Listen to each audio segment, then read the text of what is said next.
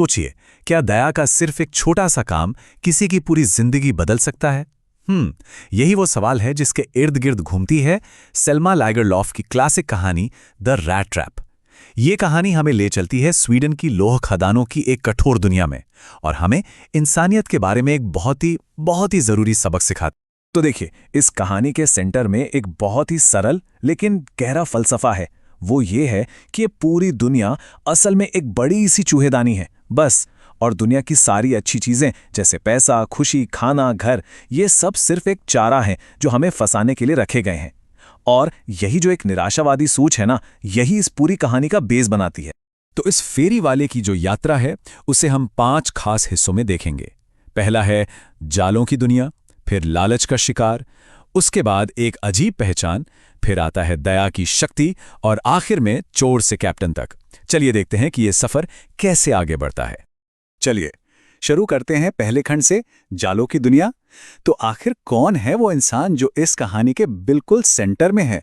आइए मिलते हैं उस व्यक्ति से जिसका दुनिया को देखने का नजरिया ही पूरी कहानी को चलाता है। कहानी का जो मुख्य किरदार है उसका कोई नाम नहीं है, वो बस एक फेरी वाला है। तार से बनी छोटी छोटी चूहेदानियां बेचकर किसी तरह अपना गुजारा करता है।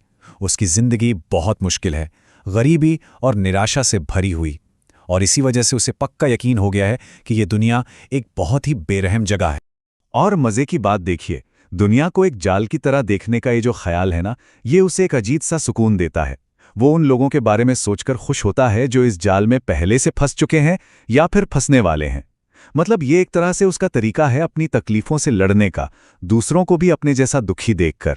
तो अब कहानी आगे बढ़ती है और हम आते हैं दूसरे खंड पर, लालच का शिकार। अब एक ऐसी मुलाकात होने वाली है जो इस फेरी वाले की पूरी फिलॉसफी को कसौटी पर परख देगी। होता यह है कि एक रात उसे एक बूढ़े किसान के घर पनाह मिलती है, और ये कोई आम बात नहीं थी। उस किसान ने न सिर्फ उसे रहने की जगह दी, बल्कि खाना खिलाया, बातें की, अपनापन दिया। अब सोचिए, एक ऐसा इंसान जिसने हमेशा दुनिया से नफरत ही देखी हो, उसके लिए भरोसे का ये एक पल किसी झटके जैसा। और बातों बातों में वो किसान बड़े गर्व से उसे अपनी कमाई दिखाता है, 30 क्रोनर, और फिर उन्हें खिड़की के पास एक चमड़े की थैली में रख देता है।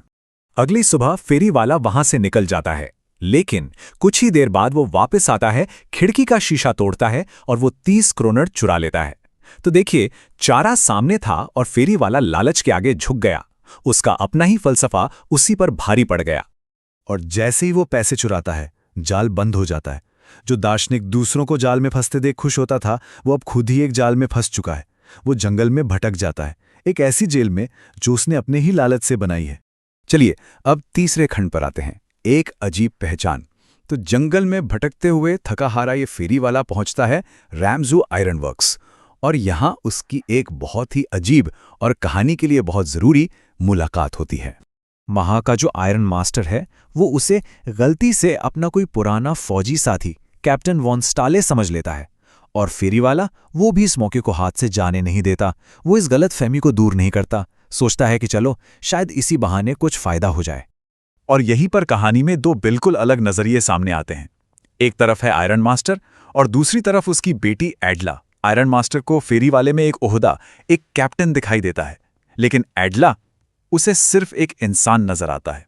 एक तरफ घमंड है तो दूसरी तरफ दया और विनम्रता।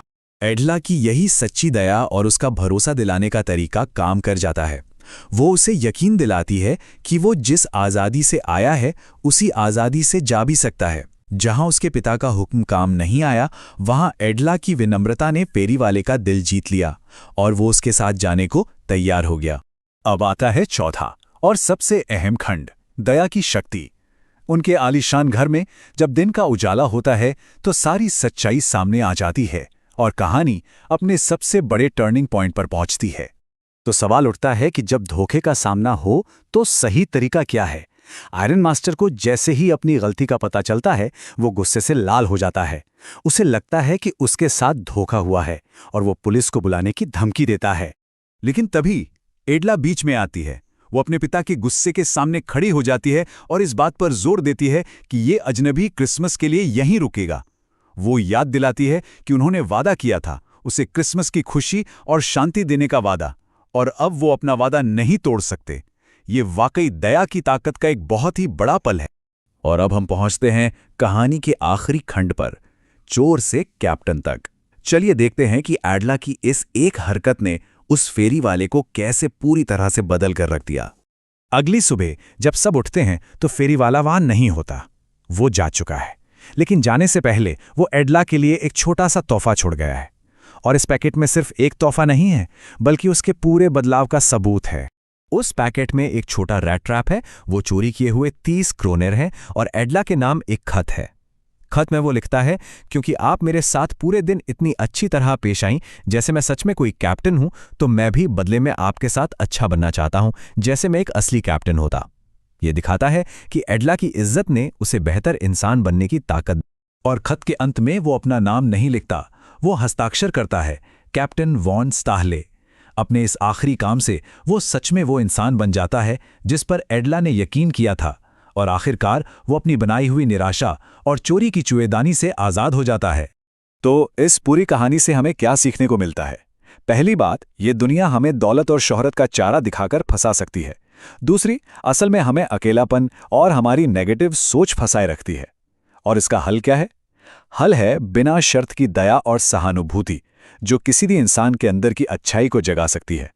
और नतीजा, सच्चा बदलाव तभी आता है जब किसी को इज्जत और सम्मान दिया जाए। तो ये कहानी हमें एक बहुत ज़रूरी सवाल के साथ छोड़ जाती है कि हमारी अपनी जिंदगियों में वो रैट ट्रैप्स, वो चूहेदानियां क्या हैं? और क्या हमारी रिहाई की चाबी भी किसी और की दया में छिपी है? अगर ये कहानी और इसका विश्लेषण आपको पसंद आया हो तो ई पाठशाला चैनल को लाइक, शेयर और सब्सक्राइब जरूर करें। याद रखिए, आपकी एक छोटी सी मदद किसी और छात्र की पढ़ाई में बहुत बड़ा बदलाव ला सकती है।